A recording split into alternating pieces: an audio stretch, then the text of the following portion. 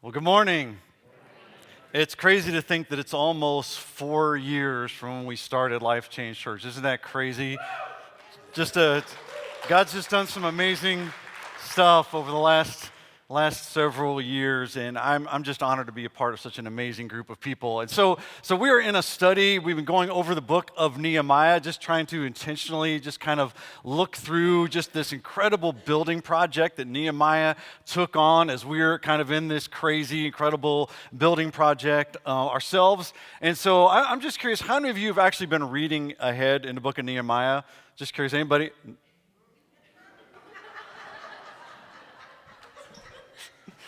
Well, that's probably good, I guess, in some places. Well, if you were reading ahead in the book of Nehemiah, you would have came across the chapter we're going to be looking at today, which is chapter 3. And I just have to be honest, not that I would lie to you, but I don't know why we say you have to be honest. You're right, why do we say those things? You have to be honest, like I'm lying. But chapter 3, it'd be one of those chapters that when I would be like reading my one-year Bible, I would just like start skimming over it and just move on to the next chapter. How many of you have ever read the book of Numbers? Have you read the book of Numbers? You know, it's so-and-so begot so-and-so, begot so-and-so, begot so-and-so, and you get the next chapter, begot so-and-so. And then there's like two little verses, something really cool. It's like, oh, and then begot so-and-so, begot so-and-so. Well, chapter 3 is a lot like that. So if you've been reading ahead Nehemiah, I doubt that you read chapter 3 anyway. So you're off the hook for today because chapter 3 is just all about this list of people that worked on the walls of Jerusalem. So we're in this series called Just a Vision Beyond Walls, okay? And today we're just going to be looking at, the title I have for today's message is just working side by side on mission. And just kind of do a quick recap, because I know some of you have not been with us. So Nehemiah, this takes place somewhere around 455 BC, all right? And so just you remember, the king of Israel fell first and the king of Judah, then both the nations, they just started walking away from God. And so God rose up the Assyrians and then the Babylonians. And then under King Nebuchadnezzar, he just destroyed Jerusalem, destroyed the temple, burned it, destroyed the walls of Jerusalem, burned its gates, and so it's just been in a mess. Well, then several decades later, there's a king by the name of Cyrus who Isaiah prophesied about before his time, that God was going to raise up this king, this Persian king, who sent a remnant back to Jerusalem to rebuild the temple under a guy by the name of Zerubbabel, all right? And so we got this temple called Zerubbabel, and those that were there initially saw that it wasn't as grand as Solomon's temple, but they rebuilt the temple, all right? And they were sent back. There was a remnant of some 50,000 Jews, but they never, ever got enough traction to rebuild the walls of Jerusalem. The people of Jerusalem right now are just disgraced.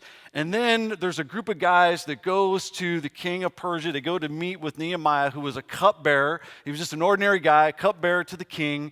And he got news from his brother and a group of guys that just the people, his nation, was just in despair and disgraced and just broken. And it was just a big mess. And God put this incredible burden on Nehemiah's heart, just this ordinary guy, to do the impossible and to put his life in risk, and prayed and fasted for 4 months, and then put his life at risk and went before the king, being sad of heart, which you don't do before the king. You don't bring your personal business before the king, or it's, you could be just immediately killed. And he just put himself at risk, took on this incredible burden, and the king sends him back with just troops and all the resources, timber, and everything he's going to need to rebuild the walls. And so last week we looked at kind of his secret mission where he goes and inspects the walls and then just kind of sees and then goes before all the people. After he inspected it, after 3 days, he says, hey, we can do this. Let's end this disgrace for the name of our God and his glory throughout the world. Let's change the world. Let's just make an impact and let's do this. Let's rebuild the walls. And so the people are all excited and like, yeah, let's do it. So when we get to chapter 3, it's just this list of all the people that jumped in to do the work.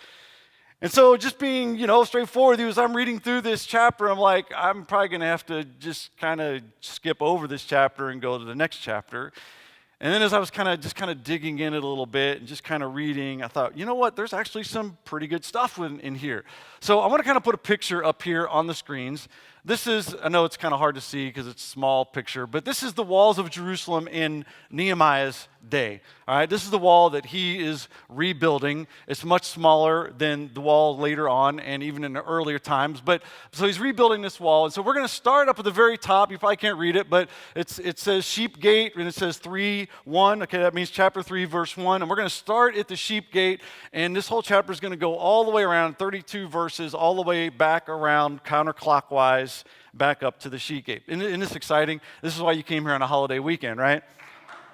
So we can look at pictures, right? So we can look at pictures. And now we're going to go counterclockwise. So as I read through this, you're going to see the fish gate, the old gate, the valley gate, the dung gate. That's where I love to vacation. The fountain gate, the water gate, and we're going to work our way all the way back up to the sheep gate. So Nehemiah, this is kind of like Nehemiah's journal.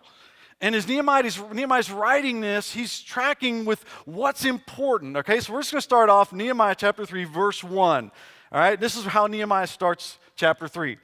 He says, then Eliashib, the high priest, and the other priests started to rebuild at the sheep gate.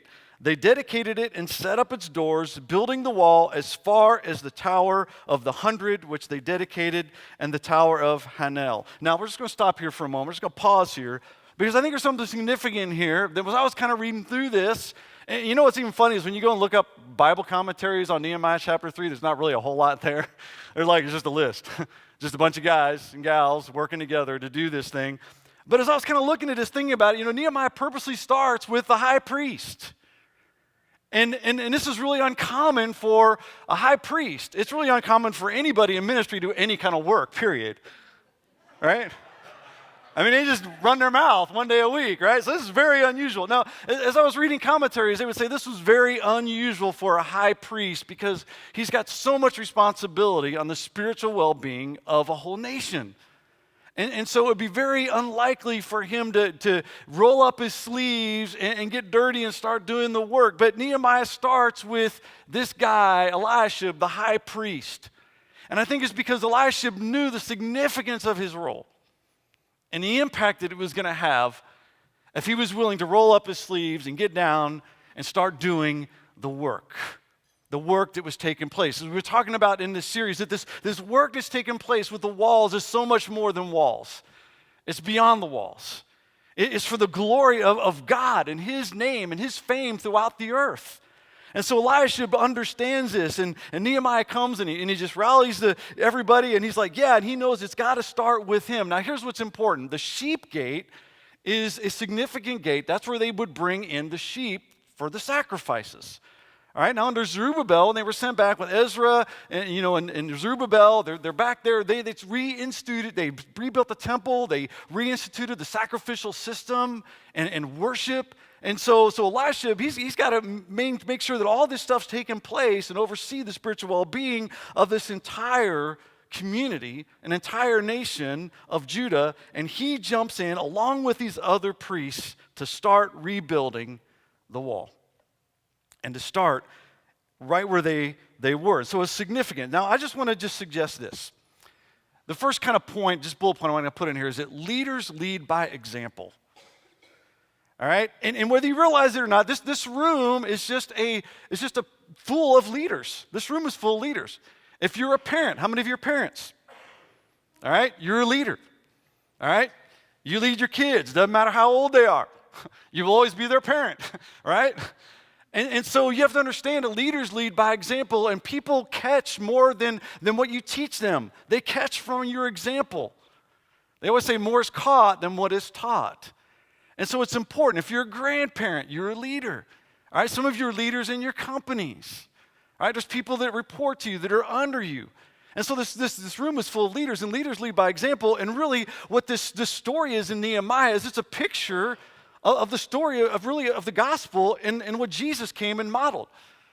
Eliashib is really just a picture of Jesus, because when Jesus came on the scene, Jesus was a servant leader. He didn't just come in and set up his kingdom and say, hey guys, I'm Lord. You do what I say. No, he came and he served. And he washed his disciples' feet, and he served those that were in need. And so when leaders lead by example, it becomes contagious.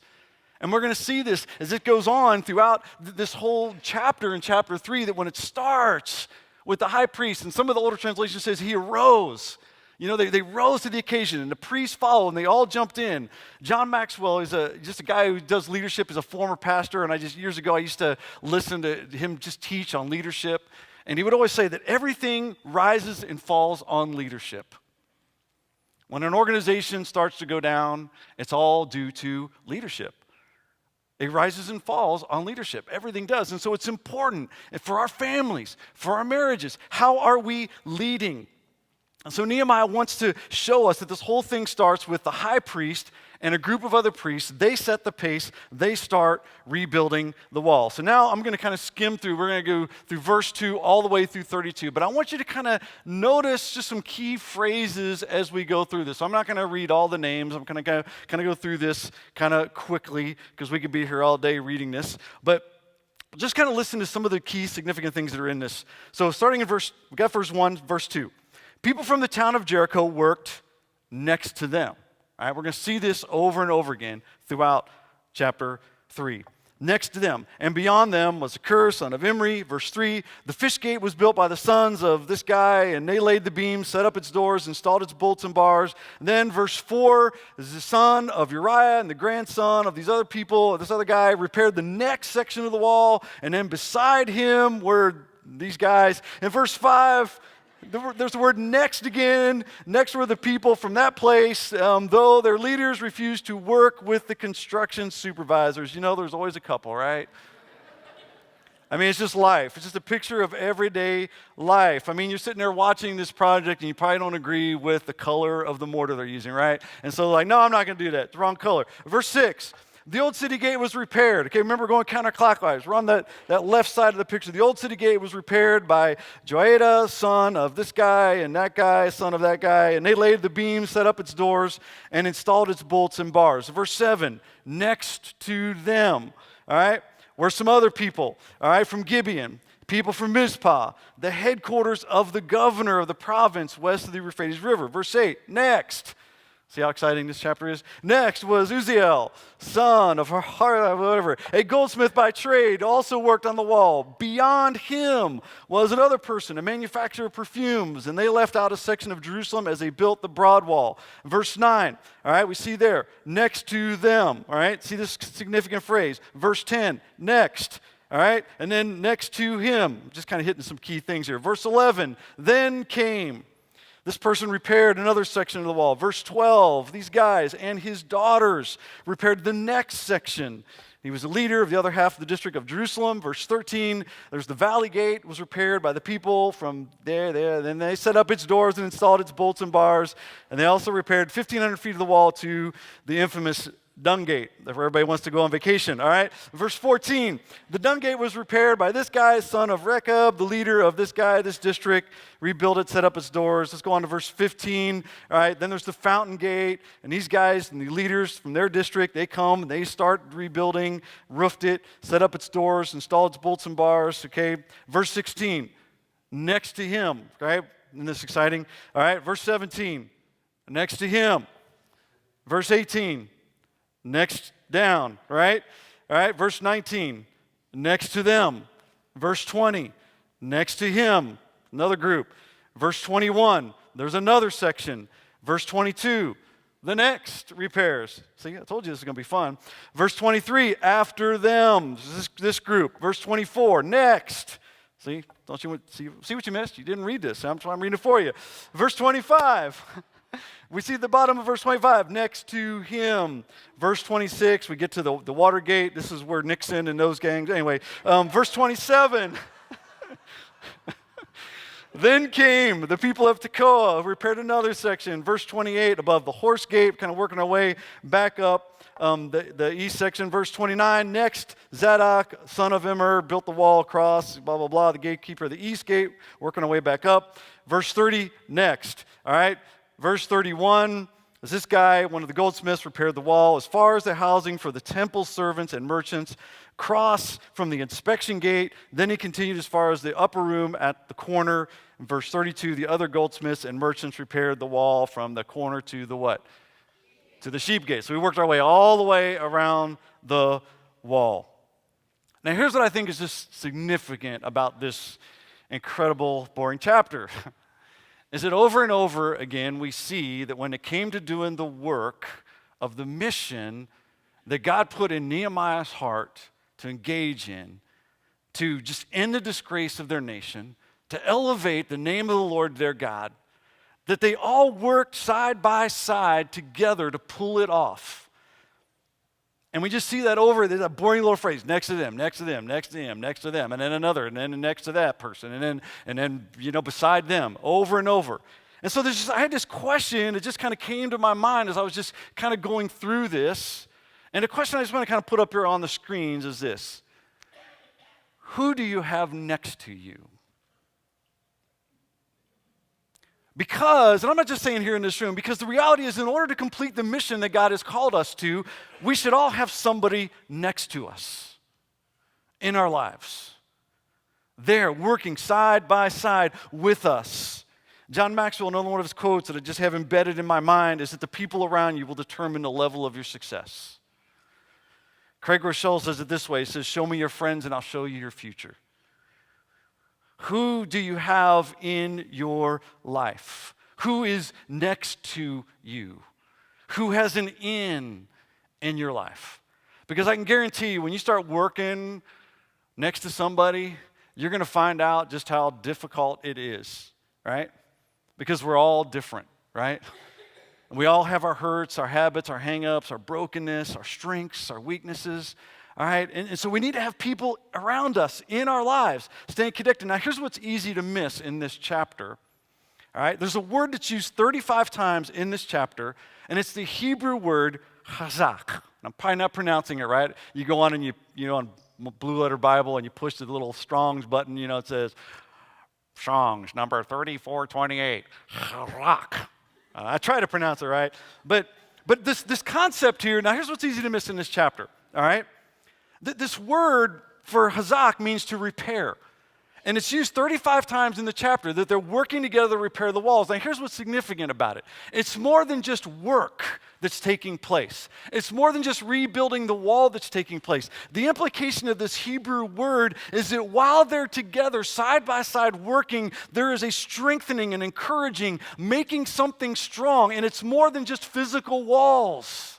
It's a people of God coming together as a unified group to do the mission of the kingdom.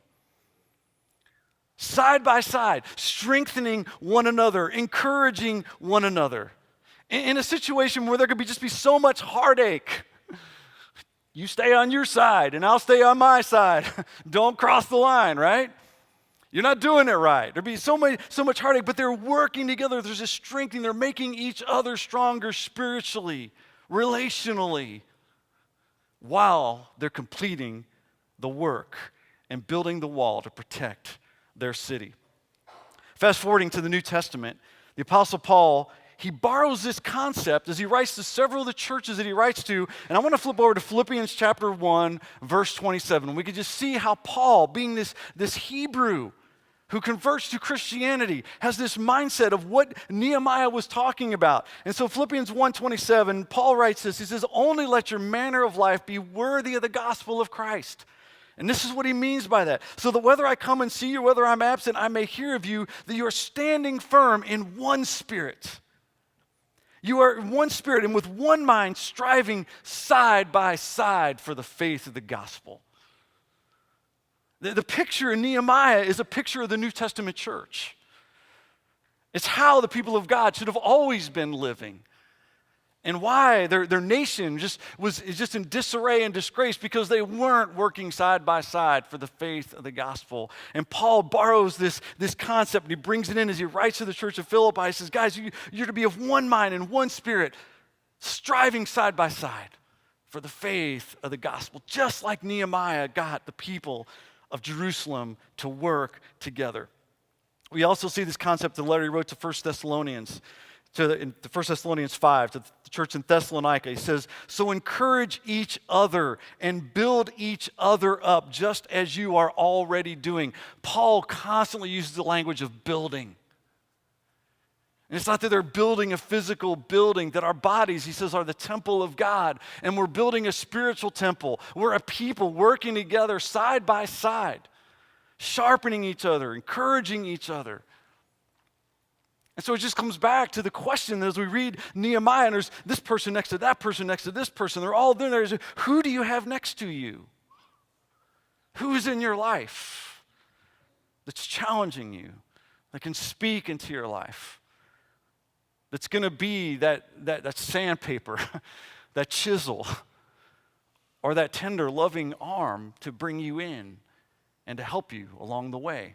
Because God created us not to be islands, but we need people in our lives. And when we step out and we lead and we do what God calls us to do, and we got people next to us, it becomes contagious. Now I want to point out verse 20 because we kind of skipped through this.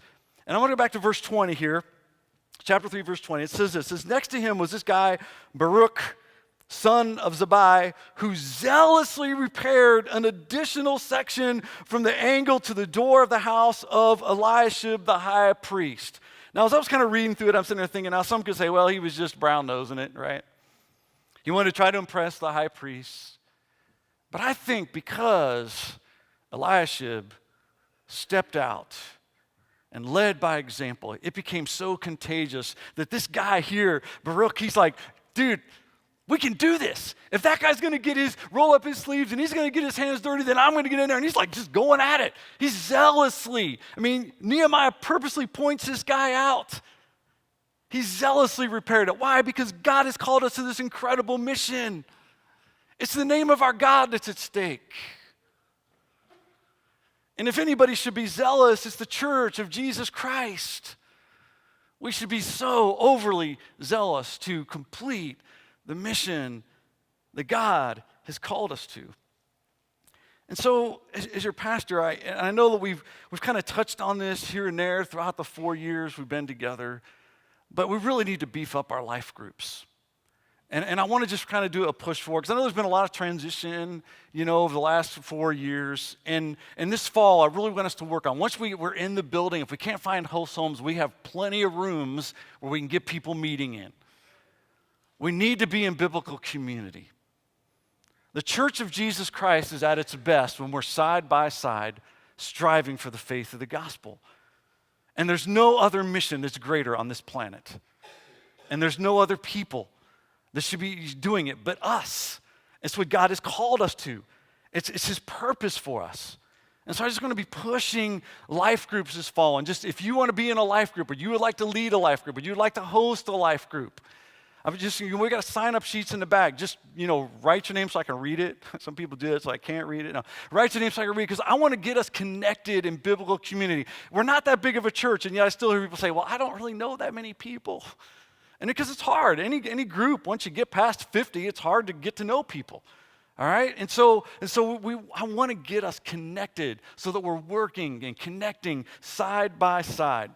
So who do you have next to you? Who do you have in your life? Another question I'm going to have here is just kind of variation of the same question, and that is this next one here is, just who do you have next to you? All right? And I'm kind of saying it in a different way, because the reason I'm asking this is because when you go back through this chapter, which I'm going to do again, isn't this fun? It's like, please, Jim, please.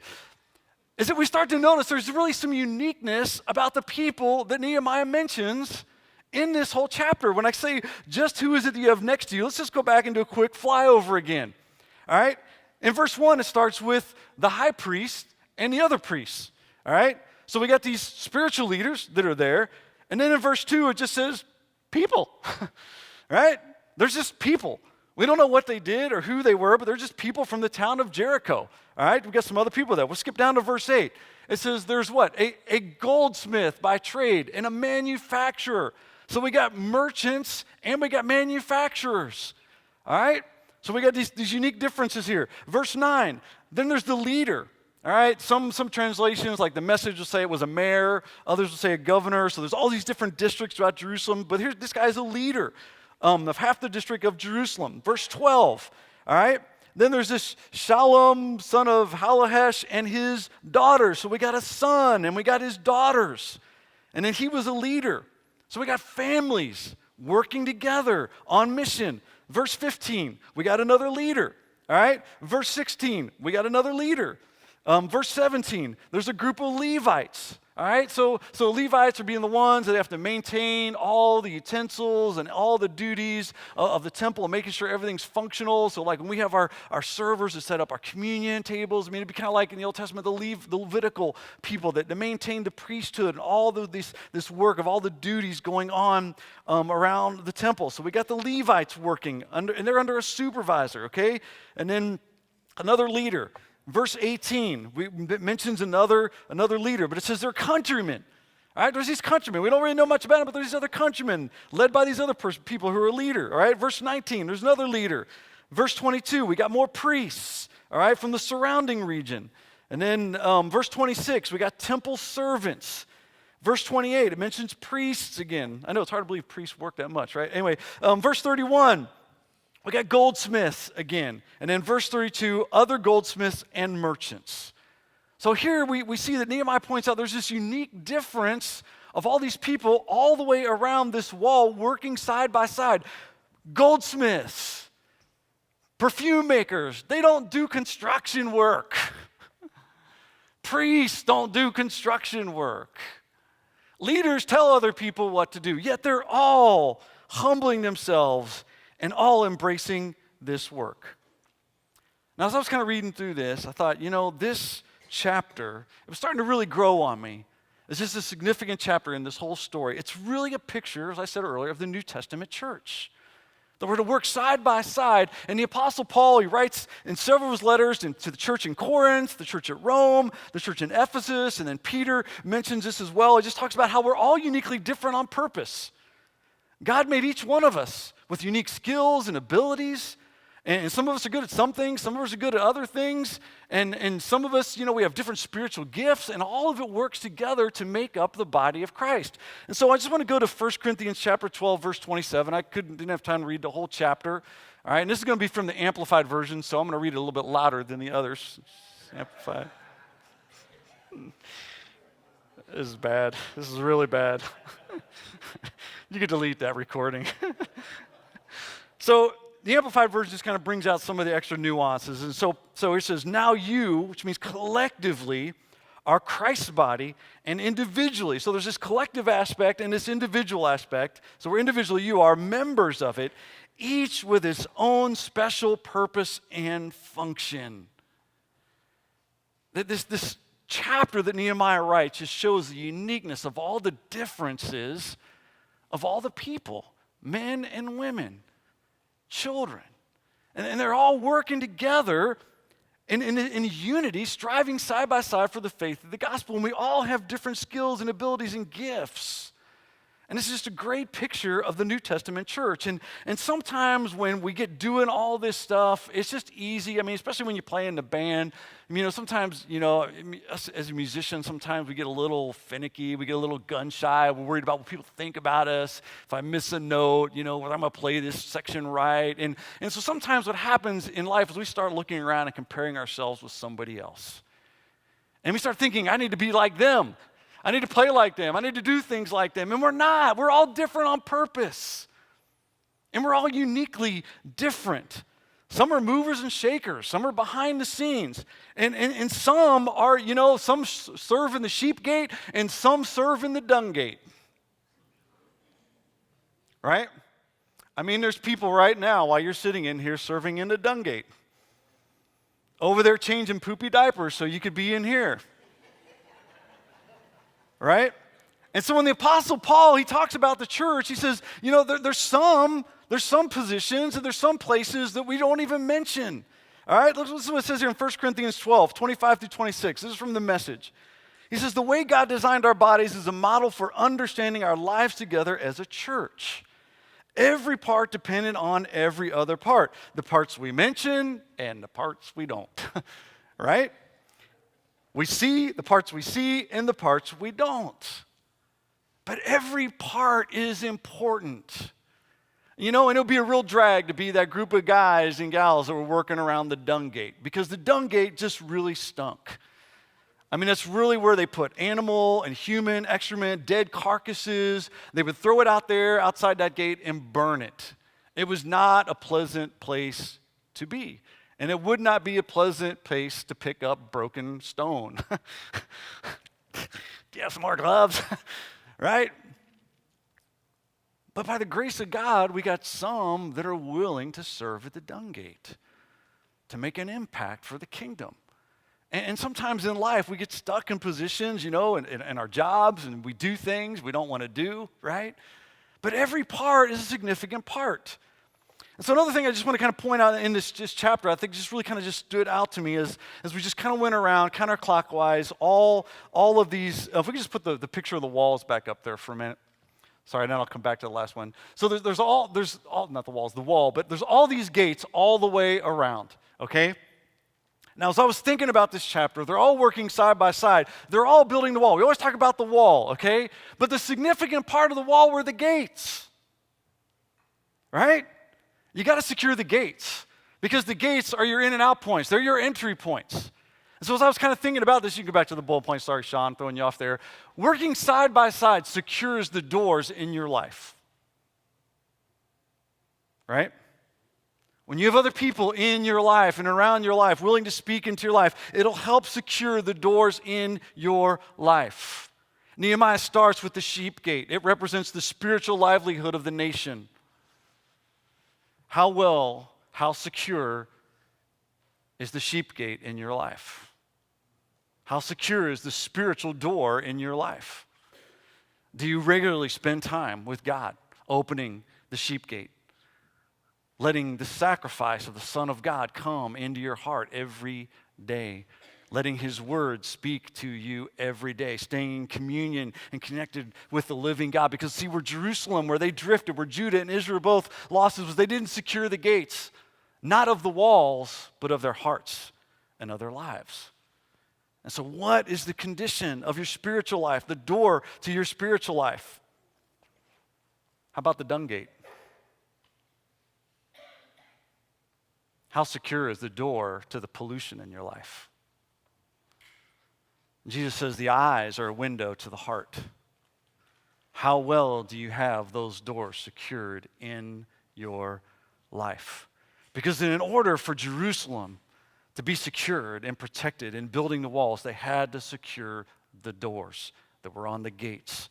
And the king provided all of the resources that he sent with Nehemiah to not only build the walls, but to build the gates and secure the doors. And so I was just thinking through this, and it's so important, significant that we secure the doors, the entry points in our lives. And we do that by working side by side, which was taking place here in this story. It gave them the ability to grow and become a nation again and make an impact for the kingdom of God because they were in it together. And so it all starts with the sheep gate. Why? Because that's where our mission statements start, because our mission statement is right out of the Old Testament and the New Testament. And it starts with loving God. The sheep gate has to be the first gate you secure in your life. Daily opening the gate for you to connect with the living God in His Word. And then it gives you the ability to love others. We love God and then love others. Love your neighbors yourself, right? It gives you the ability to work side by side and be in biblical community together. And in Jerusalem, and the people of Jerusalem knew that it had to be in this order. They had to secure the sheep gate first. And then when they worked side by side together, then they would elevate the name of their God and become a people to then go and change the world with the good news of the kingdom of God. And that's the order that God has called us to, and it's just depicted right here in chapter 3. And here's the cool thing. Last thing, we'll just wrap up with this. Oftentimes when we talk about the mission of the kingdom, we always just think, well, where am I going to go? What am I supposed to do? I'm not supposed to go. I'm supposed to live on mission for God. Where am I supposed to go? Well, here's the cool thing I think that's brought out in this chapter as well, this last point here. The work takes place right where you live. You see, where they rebuilt the wall is right where they lived. They didn't go from one side of Jerusalem down to the other side or the other end or from one side to the other side. No, they just did the work right where they lived, right where they were placed, right where God placed them. And right where God has placed you is where the mission takes place. It starts in your personal life and then to your family and then in your neighborhood, your workplace. God has purposely placed each and every one of us in unique set of circumstances, and the work of the mission of the kingdom takes place. And when we come together as a people and we're working side by side, striving together for the faith of the gospel, we will change the world to the glory of our God in his name. Amen. So I just want to challenge us as we go through this, who's in your life? How secure are the doors in your life? And let's just jump in. Let's get our hands dirty, and let's continue to encourage each other to live on mission and go and change the world with the good news of Christ. Amen. Let's pray.